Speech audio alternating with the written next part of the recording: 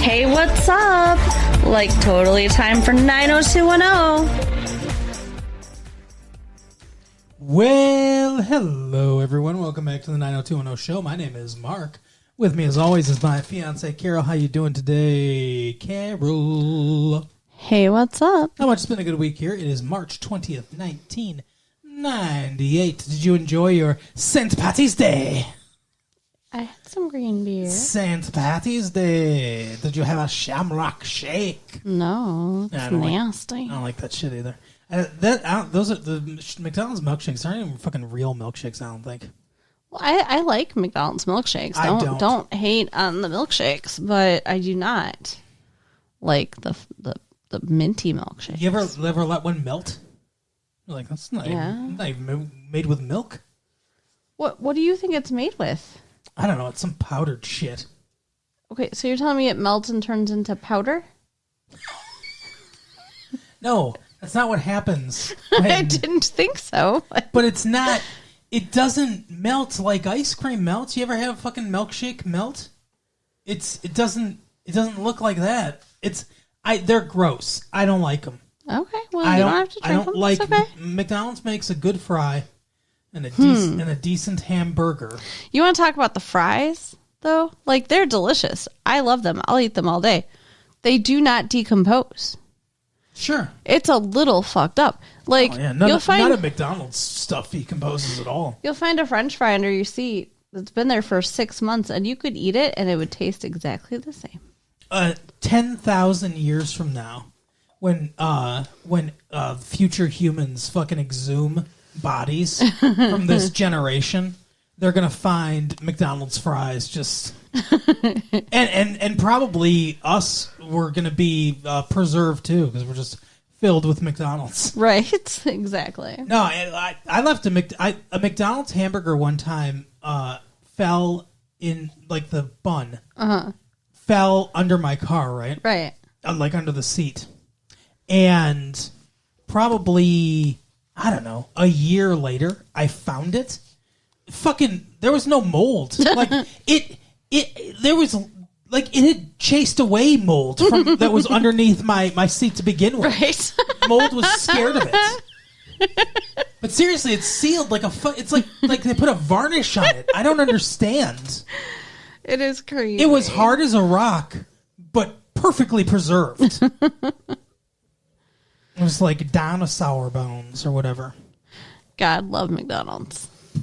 God has nothing to do with McDonald's. McDonald's is an aberration on God's plan.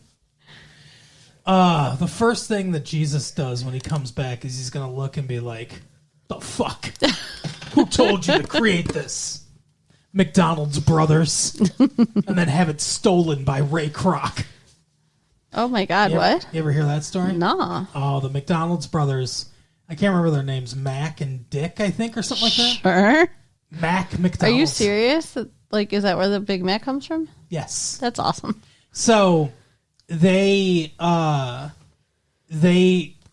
started this thing in California, McDonald's. They came up with the whole idea of like, this is how we're going to make these hamburgers or whatever, right? And then Ray Kroc, who, by the way, I think he was like a fucking milkshake salesman, a milkshake machine salesman or something.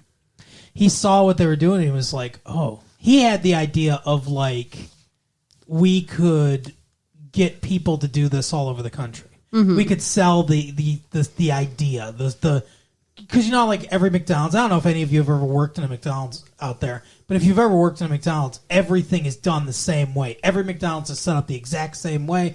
Everything's done exactly the same. It's all very regimented. And so it's like, that's what they did. They were like, we'll ship you the meat and shit like that, like all the supplies and stuff. You own the building, you make money off of it, but you give us a percentage of what you make and everything. So he came up with that idea. So franchising. Yeah, that's what they call it now. Yeah, franchising. But he came up with the idea to franchise it, and slowly he just basically fucking stole the company away from the brothers. That's insane. Yeah, I think they gave him a payout or something like that. But they were supposed to. They were supposed to get a percentage. I think it was even only like 1%. But they were supposed to get a percentage of what McDonald's made every year. but they didn't put it in writing like morons. Oh, no. And they never got it. And like today it would be worth like, I don't know, like a fucking $20 million a year or something like that. Wow. Insane. Those poor dudes. Yeah, but yeah, so that's what happened, and God hates it, I assume. Anyway, speaking of things that God hates. Okay. 90210. Donna Martin, apparently. Oh yeah. Donna the Virgin. God should love her, but she really gets abused. She really does. She really gets like knocked around. It's so funny how Aaron Sorkin, or not Aaron Sorkin, that's dude that wrote A Few Good Men. But Aaron Spelling is like, now, my daughter, Tori Spelling, you can't have sex. That's off the table. We don't want anything so salacious. What about if we have somebody attempt to rape her, sir? That's great! Well, I mean, she's an adult now. Yeah. I'm sure she makes her own rules, right? No, he's still a producer. I think it's one of his rules. And maybe it's just an idiosyncrasy that's been baked in at this point, but he didn't want her to have sex. He didn't want her to be in a sex scene. I don't blame him. Because if I was a dad and my daughter was like, I want to be on the show that you're producing, and I was going to let her because, nepotism, I'd probably have that rule too. Right. But anyway, so, yeah, go ahead. Tell us what happens on 90210. So, Donna has a stalker. Oh, Donna. Yeah, so, your face. Because I said one sentence and then you're like, let me take over now. No, I know why you're doing it. But I just want to update them. One of the episode in between, like, we did an episode, and then this is actually 2 episodes in the future. This is Unnecessary Roughness, which is a football term. Right, because what, Super Bowl Sunday? Yeah, because the Super Bowl took place when this came out. Right. Because we're still behind. But on our tapes, fucking, like, magnetic stripped, like, the one episode is just snowy. Right. Like, it's very hard to see. So we kind of had to skip over it. Yeah, sorry. But anyway, in that episode, Donna became the weather girl for CU. So Donna's the weather girl for the college station. And now she has a stalker, like all good weather girls should. That's wow. Don't let Dominique Dunn hear you say that. And she gets some beautiful sterling roses, which, by the way, are the best. Like, sterling roses are beautiful. Is that a hint? Well, I'm not saying that. I'm just saying they're thornless. Oh, are they? They're thornless. They're painless. They're purple and they're thornless. Oh yeah, I know how much you love purple and roses. Yeah, my tattoo should have been a sterling rose, but I didn't know I loved them yet. Yeah. It's close enough. Meh. But anyways, she gets these beautiful roses, and she thinks they must be from David, and then she looks at the card, and it says they're from her #1 fan. Yeah, and then Annie Wilkes shows up. Right. She loses her fucking shit immediately, though. She's like, oh my God, it's from him. It's from the stalker. Like, it could be from a number of people. I don't know that I would necessarily assume that, but... She had been getting harassing phone calls, though. Right.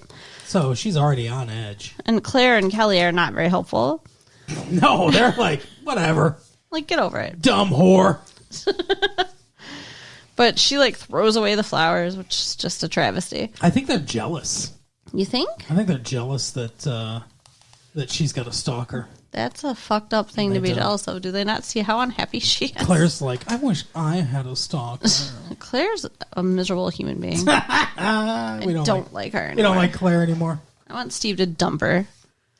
Yeah. I want Steve to dump her and go for the girl that was a man. Right? They had more chemistry. So. Whatever. Oh, my God. Steve got a handful there. But, Donna's just getting, like, real weird, and the girls are not being patient with her. So, Like, she's at the school, like the quad or whatever. The condor's nest, Yeah. they call it. And she sees the guy who tried to rape her. Yeah. Staring at her. What's funny, too, is what made me convinced that she really saw him was that she saw him with the passage of time, too. Like, we see... They flash back to when she sees him. Mm-hmm. They flash back to when he was trying to rape her and stuff, and when he was like, "What are you talking about? Whore like you's a virgin?" It's like you don't know what words mean, do you?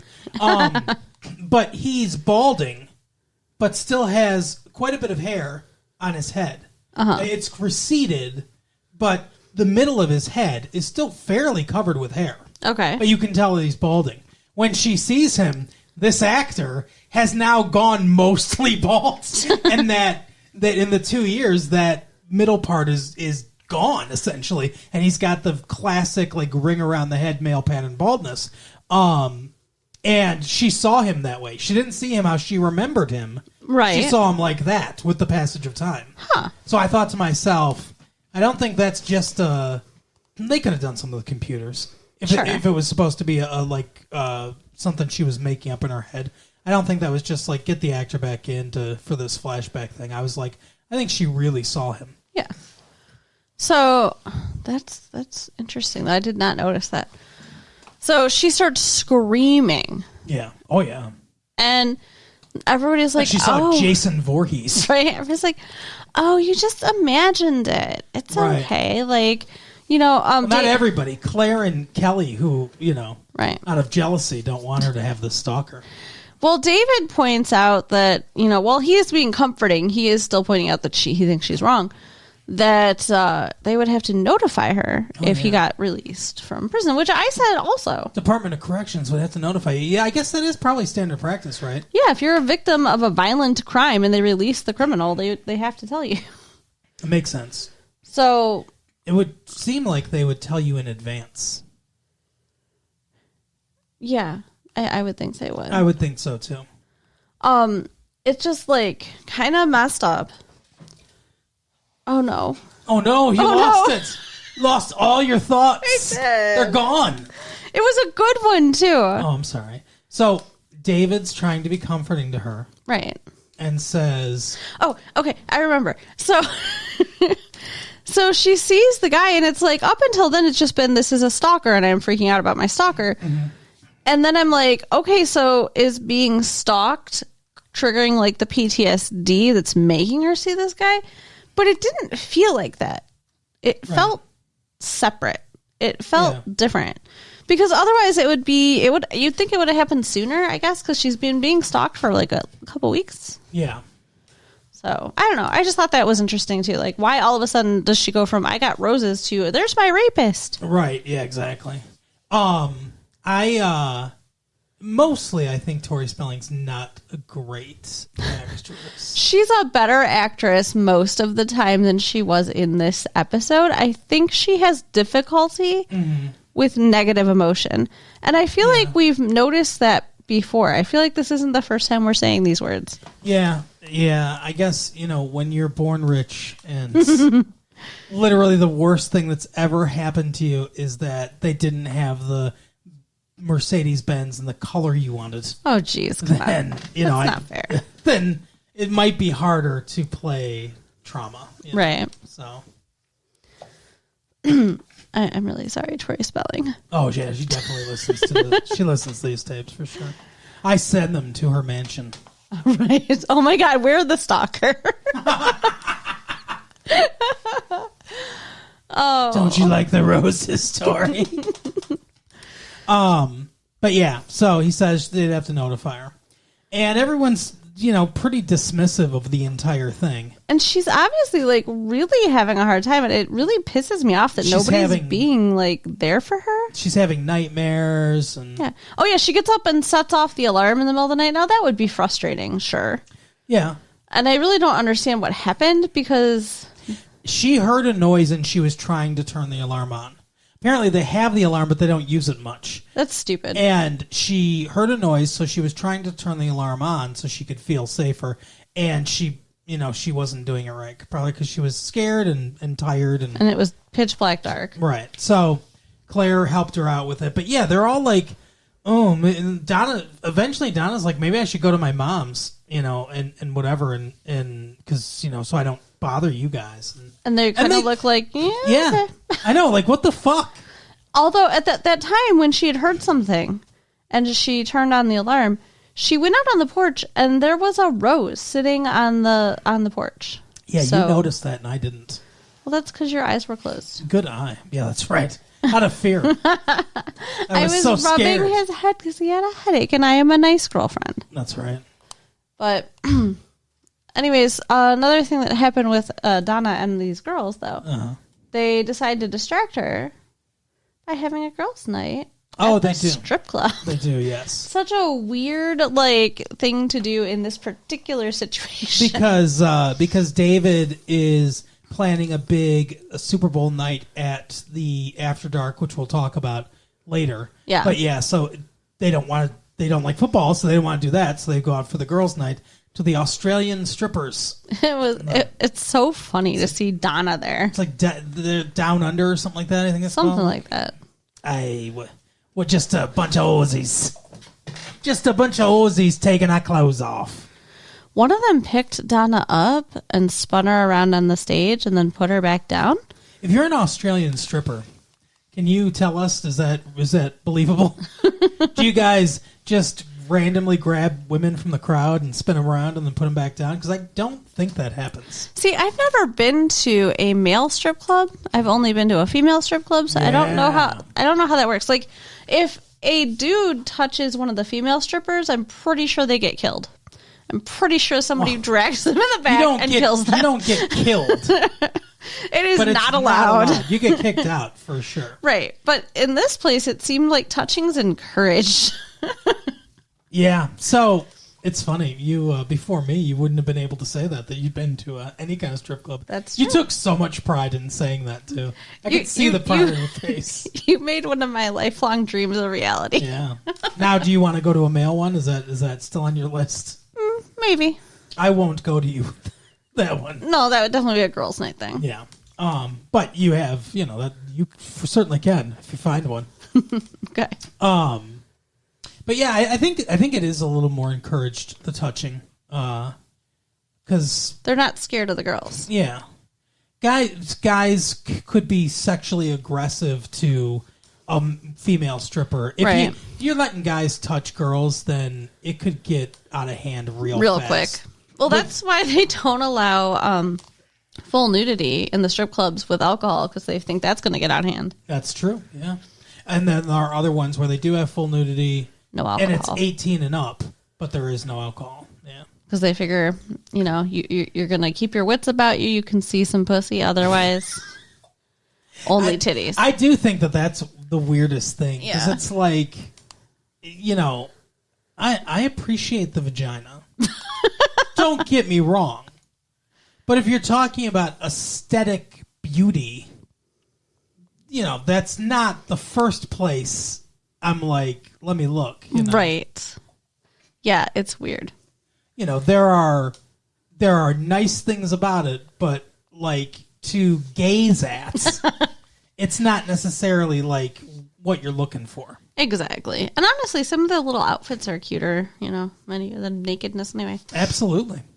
Well, we went to a one that was, we had to be 21 or a different age. Sure. To go to 99, whatever. Back when we were in, we're 99 years old. Back when you are, Grandpa. We took a trip to, you have no idea how old I really am. Why do you think I'm always obfuscating my real age? But we were in Tampa. Mm-hmm. We were in Tampa, Florida. Because, there's no strip clubs in Detroit. Well, I mean, there are, but we haven't gone to one. No, I know. I'm just saying. I'll take you to one if you liked it so much. Anyways, the girls go to the strip club. They do, to see the Australians. And it seems like they're having a decent time. Everybody seems happy. It's weird. Donna seems even to be enjoying it. And then all of a sudden there's champagne brought to the ladies. And they're like, did you order this? Who ordered this? And Donna's like, oh no, champagne. Right. Like she's actually frightened by it. Right.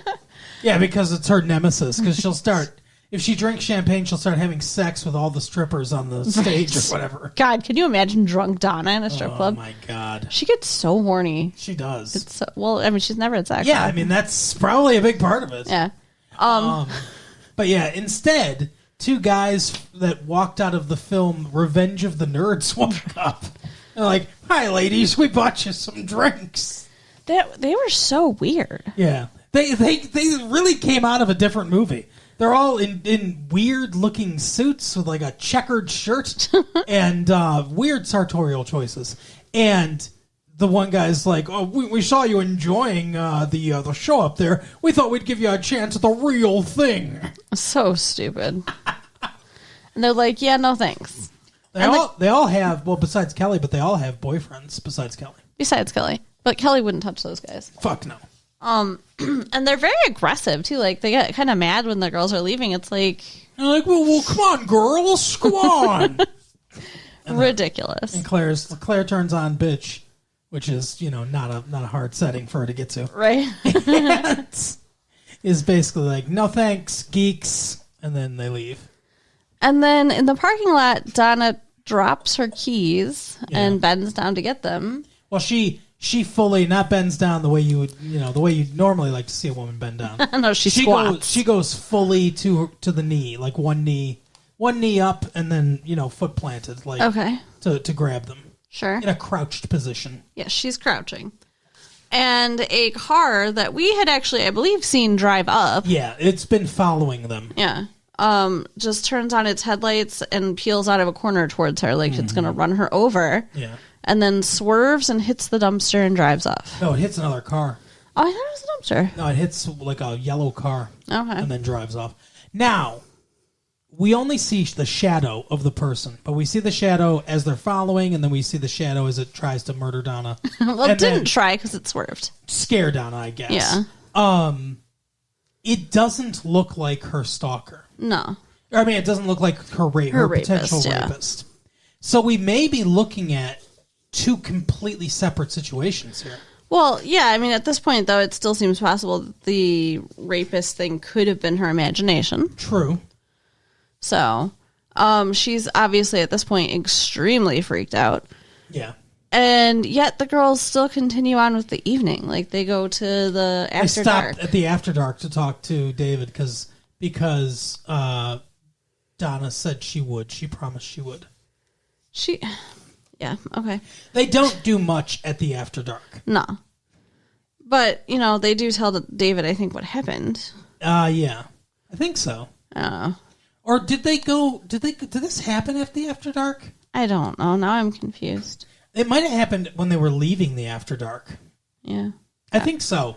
Okay. I think it happened, yeah, because he followed from the strip club to the after dark. Okay. So it happened when they were leaving the after dark.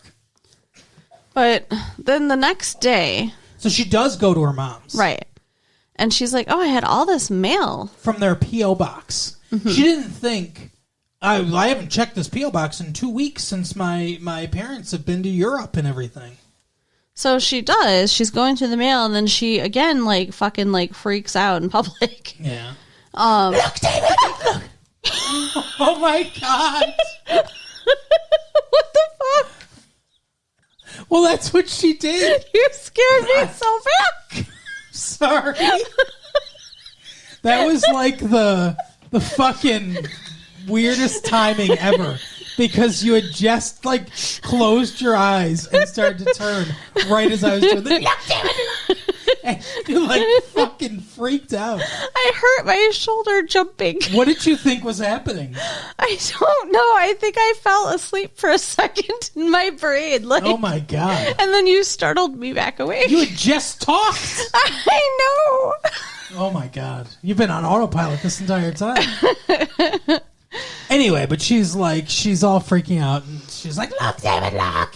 And he comes over, and... It's from the Department of Corrections. They release the dude. She's like, none of you believed me. I told you, and no one believed me. I mean, she has earned it, for sure. But I mean, just her face, her voice, everything about the way she's handling the scene is just annoying and bothersome and makes me want to smack her. It's over the top, yeah. And it's not the way a person would react like this. No. a person would react to a trauma like this in a smaller way. Like a believable way that someone would react to this would be almost like freezing. Yes. You know, like there would be a lot more subtlety. And that's the thing is someone that doesn't, no offense, Tori Spelling, someone that doesn't understand human nature as much or maybe doesn't, you know, like there needs to be, she's very overt in this kind of acting. There needs to be much more subtlety to this. It's not all her fault because the writers told her what to do. Yeah, she's performing in a way that she's been instructed. Yeah. So the people in charge don't know how to handle this either. Right, that's true. That's a good point. So I only partially blame Tori Spelling. I actually found out something about somebody that we saw in a local performance. Huh. We saw a person in a local performance that they performed their voice was really weird, you know, and like, hey, everybody. You know who I'm talking about, right? I had occasion, I forgot to tell you this, I had occasion to ask about that. Actually, it was more of me voicing a criticism, right? Okay. I was told that the director directed them that way. Oh. Directed them that character is like a cartoon. Interesting. And should be played like a cartoon character. And I was like, well, then he nailed it. But I absolutely disagree with that. You don't have to play it the way that, for instance, Frank Sinatra played it in the movie. But you certainly... It should have been, this person is a confidence man. Like, someone that's supposed to be, why are you glaring at me like, no one's going to hear this. You don't know who listens to our tapes. Anyway, the point is, I don't agree with the way it was played. Yeah, I mean, a lot of times actors don't have much control over what's happening. And that's what I'm saying. Like, this person was directed to act that way. And I was like, well, they did a good job in their direction. Right. I just don't agree with the direction. So that's how things ended for Donna. Yeah. We'll see what happens here. But, like, tell them your theory. Rapist part 2? What's my theory? You said that you thought that the stalker is not the rapist. And that the rapist is just stalking her now, too, though. I mean, like, he has to because he was there. She saw him. I think I think she really saw him. And he was staring at her. I think it's coincidental. I think it's two separate instances. Right. Who gets 2 stalkers at once? 2 for the price of 1. Only Donna. Like Mr. Allen's, remember that? 29 to 2 for 50. So, okay, what else is happening? We have Brandon went away with Tracy for Super Bowl weekend for some stupid reason. Went to her parents. Yeah, her parents aren't there. And we don't ever see her parents. Well, no, they were supposed to be gone. She was taking him there like, hey, my parents went out of town, will be alone. This is supposed to be like a romantic getaway. It is? Yeah. Oh, my God. A romantic getaway on a horse farm. Talk about fucking privilege, too, by the way. Only the writers of 90210 would be like, yeah, she's real rustic. She grew up on a horse farm. But here's the problem is when they get there, they don't have the place to themselves. No, because Sam's there. Her ex-boyfriend. Sam Beckett. What? No. What? Quantum Leap Zone. But is his name even Sam? It is Sam. Yeah. You think I'm just horning in Quantum Leap references wherever I can? No, you know what I love to talk about? I love to talk about St. Elsewhere.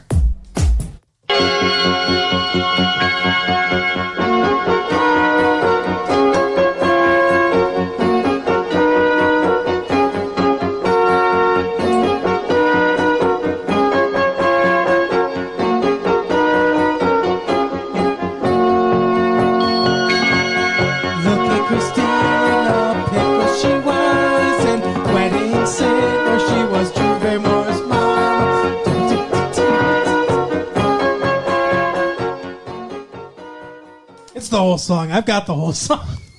You're insane. I got you all.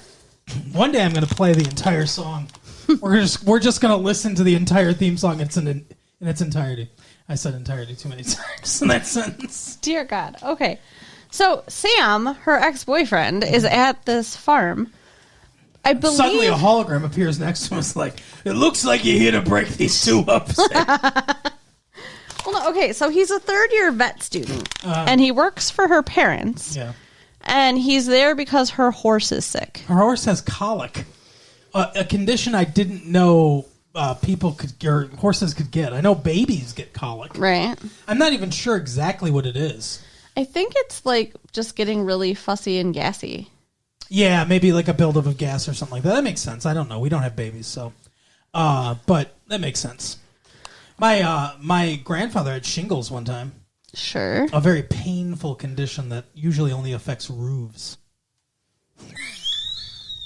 You're so weird.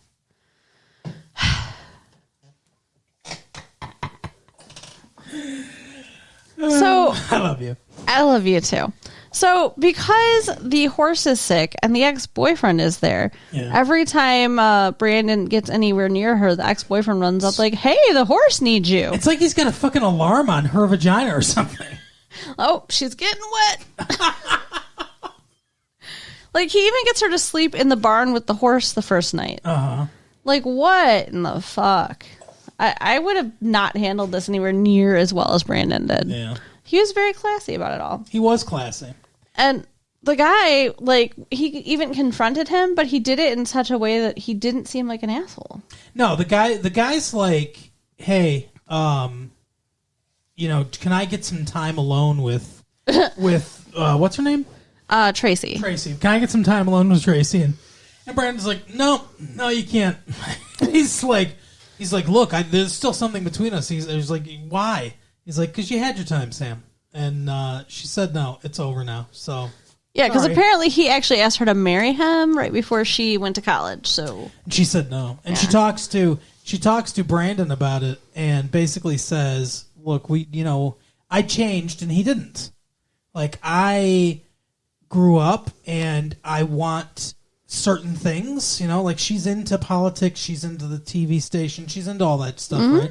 And he's not. He's still into whatever. Well, he's into horses. He's he's a third-year vet student, so he's going to college too. Yeah, but he wants to be rural. She wants to be city. Right. Basically. But she does not look city at all in this episode. She looks very comfortable on the farm. Absolutely. But yeah, he does eventually confront her. Yeah. When she's tending to a horse, and Brandon kind of comes up, but hangs back to hear what's happening. But he's like, hey, you and me, we need to give it another chance. And she's like, no. I mean, Tracy handles this exactly the way you should handle this situation. Mm-hmm. She immediately says, no, we've been over this. I don't care about you like that anymore. We need to move on with our lives. Right. And, find what's best for us. And he's like, I'm looking at it. And he's like, you can't tell me that you're interested in this guy or whatever. And she's like, I am very interested in this guy. She's very much Team Brandon and shutting him down as hard as she can while not being a complete asshole. Yeah. So, the only one who's an asshole is Sam, in my opinion. Yeah. Yeah, because I get he's still got a crush on her or whatever. She's a junior. Yeah. So it's been 3 years for her. Oh, wow. That's crazy then. Yeah. I didn't even think about that, but until just now. But yeah, she's a junior. It's been 3 years. Get a life, Sam. Right? So Brandon and Tracy end up getting down in the hay. Oh, yeah. And apparently that was the first time. Yeah, the first time they had sex. And she was like, what did you think immediately after you... She's basically like... It was weird. Well, as soon as you ejaculated, what was your first thought? It was a very weird conversation. It was. Like, what a weird thing to ask a person. She needs to work on her bedside manner. Right. And he says, what does he say? I don't remember. It was something like, I don't know, like, oh, good things come to those who wait. That's what he said. That's not what he thought. She said something dumb. Something like, you're not allergic to hay, that's good. Yeah. Something like that. That was it. So, they got closer. They got more serious. It seems to be, yeah. They kind of talked about like their future together and like whether or not he could handle being around the farm and stuff and yeah. It's a nice little storyline, but not a ton happens other than what we just went over. But It's an interesting change of pace from what's going on elsewhere. And then Valerie's like walking around like a whiny baby the whole episode at the club. Yes, she is. Because she has too many partners and she doesn't like having to share control. Right. She's like, you're going to do a Super Bowl party? I don't want a Super Bowl party. Yeah, she's very upset about the Super Bowl party. I want my club back the way it is. And apparently she's like an item with this ex-boyfriend who's now like working there or whatever. Yeah, they're fucking. And he keeps bringing up to her how David is also her partner and David's also in control. Right. And it's like, whose side are you on? She's like, you work for me. And he's like, but David. Yeah, I work for David too. So but then... Hard body David is also. Right. And then she's like trying to veto like the Super Bowl party stuff. And then for some reason has a change of heart. I don't David even really understand why. David's like, look, we'll put it back the next day. We'll do everything ourselves and all that stuff. And so they convince her. Yeah, but I mean, like, what she ends up doing to make up with David, I don't know where this came from. Well, I think the whole point is that she for a long time, Nat's a silent partner. Right. Nat's just like, I'll take part of the profits and I put in part of the money. But she ran the whole show. Right. And now David's there and David wants input too. Mm-hmm. And she's having a hard time with it. So this desk at the end is her olive branch to him. Yeah, she gets this gigantic 2-person desk. She's like, this is a partner desk. Right. Two can play. Yeah. And we can fucking talk about things here. And basically, she says, look, we're going to, I'll be better at being collaborative with you and stuff. Right. So, whatever. Hopefully it works out. I don't really care. Yeah. I just don't care about that storyline. It wasn't that big of a deal. Nothing really happened. They had the Super Bowl party. Steve and fucking Dick, the guy that wanted to have sex with Claire, are partners in a shirt. And they get the wrong shirt. They get a soccer ball shirt, so Steve has to show them how to sew a that was kind of funny on it, so they can sell these shirts for literacy for the school, right? For a fundraiser for literacy. It's dumb. It's dumb, like bargain basement shenanigans that happen on 90210. The Super Bowl party is the same way. It's an excuse for everyone to get out their favorite jersey. Their John Elway and Jim Kelly jersey and their fucking Kevin Green jersey and all that stuff. Sure. Drop some more names. I have no idea who names outside people are. Linebacker for the Pittsburgh Steelers. So yeah, if you like sports, it looks like a fun party. Yeah, it's fine. Yay, sports. But I think that's pretty much all that happened. That is the episode, Carol. You know it is. So you can write us at latefee1994@AOL.com. Yes. Check out our website at www.retrolatefee.com. Also, yes. And share the tapes with your friends. All right, we'll see you next time. Bye. Bye.